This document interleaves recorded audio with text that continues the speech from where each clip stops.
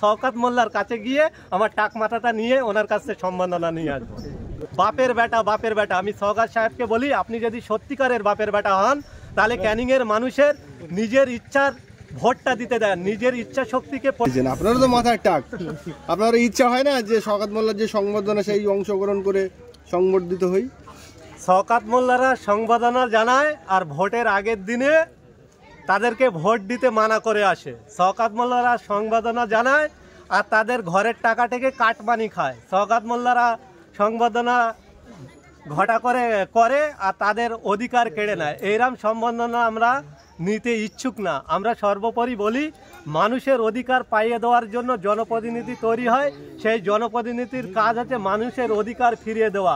শওকত মোল্লা অনেক সময় আমরা দেখেছি তিনি দাবি করেন বাপের বেটা। আমি শওকত সাহেবকে বলি, আপনি যদি সত্যিকারের বাপের বেটা হন তাহলে ক্যানিংয়ের মানুষের নিজের ইচ্ছার ভোটটা দিতে দেন, নিজের ইচ্ছা শক্তিকে প্রয়োগ করে মানুষ গণতন্ত্র ফিরিয়ে আনার জন্য যে মাধ্যম, সেই ভোটে যেন কন্টেস্ট করতে পারে, তাহলে আমি শওকত মোল্লাকে সত্যিকারের বাপের বেটা বলবো এবং সেদিন থেকে শওকত মোল্লার কাছে গিয়ে আমার টাক মাথাটা নিয়ে ওনার কাছে সম্মাননা নিয়ে আসবো।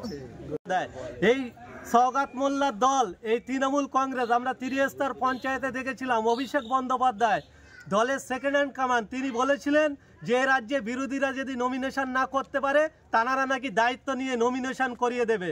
আমরা যখন মানুষের অধিকার, মানুষের পঞ্চায়েত গড়ার জন্য নমিনেশন করতে যাচ্ছিলাম, ভাঙড়ের বাজার সংলগ্ন এলাকায় যখন ঢুকছিলাম, আমাদের দিকে কিভাবে বোম, কিভাবে গুলি ধেয়ে আসছিল, সেটা সোশ্যাল মিডিয়া দ্বারা গোটা পশ্চিমবঙ্গ ছাড়া ভারতবর্ষের মানুষ দেখেছে।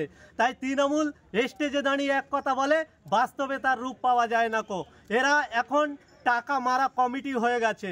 যেখানে টাকা দিতে পারবে সেই নেতা হবে, যে টাকা দিতে পারবে না কো সে দলের যতই বড় সম্পদ হোক তাকে সাইড করে দেবে। যে মহিউদ্দিন মোল্লাকে শহীদ করা, তার বাড়ি কি আজকে ভিজিট করবেন?